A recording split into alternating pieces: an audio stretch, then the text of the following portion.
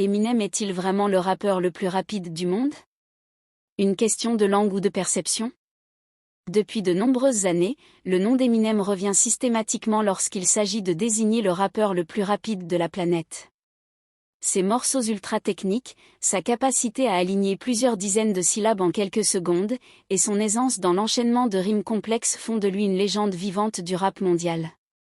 Mais une question mérite d'être posée, sans passion mais avec lucidité: est-il considéré comme le plus rapide simplement parce qu'il rappe en anglais? Et si oui, cela ne trahit-il pas une forme de biais linguistique dans la manière dont on évalue les performances artistiques? Car dans l'univers francophone, certains rappeurs rivalisent largement avec ce niveau de technicité, voire le surpassent à bien des égards. Et parmi eux, un nom revient avec insistance: Gims. Oui, Gims, anciennement Maître Gims, aujourd'hui l'un des piliers du rap et de la pop urbaine francophone. Si beaucoup le connaissent pour ses refrains accrocheurs, ses mélodies chantées et ses tubes populaires, les connaisseurs savent qu'avant tout cela, il était et reste un lyriciste hors pair, doté d'une vitesse d'exécution redoutable, notamment sur des morceaux comme ceux de l'ère subliminale. Écoutez Tsunami, Meurtre par strangulation, ou encore ses frais styles de l'époque Section d'assaut, le débit, la diction, la clarté, la structure des rimes, tout est là. Gims enchaîne les vers avec une précision chirurgicale, sans sacrifier le fond au profit de la forme. Il ne se contente pas de débiter des mots pour impressionner. Chaque phrase porte du sens, chaque punchline touche, et tout cela, à une vitesse qui n'a rien à envier au plus rapide du game mondial. Alors pourquoi cette reconnaissance ne dépasse-t-elle pas certaines frontières? Pourquoi Gims n'est-il pas cité dans les classements des rappeurs les plus techniques ou rapides du monde? La réponse tient sans doute en un mot: l'anglais.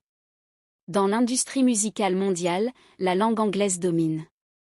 C'est celle qui exporte le mieux, celle que les médias internationaux relaient, celle qui façonne les standards de comparaison.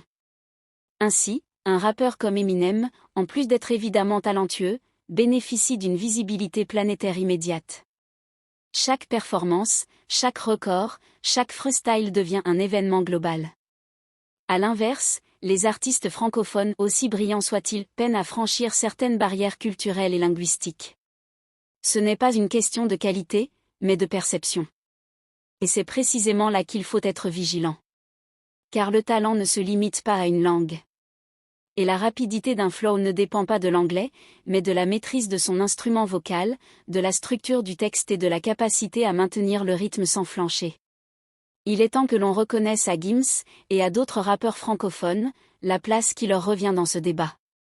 Les faits sont là. Les morceaux parlent d'eux-mêmes.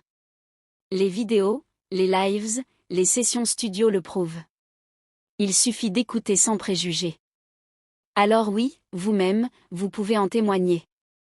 Il vous suffit d'avoir une oreille attentive et un minimum d'objectivité pour constater que Gims, à l'époque de Subliminal notamment, est sans doute l'un des rappeurs les plus rapides, les plus précis et les plus techniques que le monde ait connu.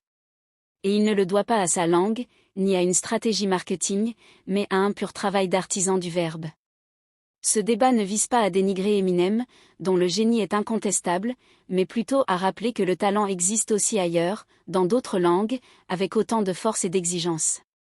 Il est grand temps de l'admettre et de le célébrer.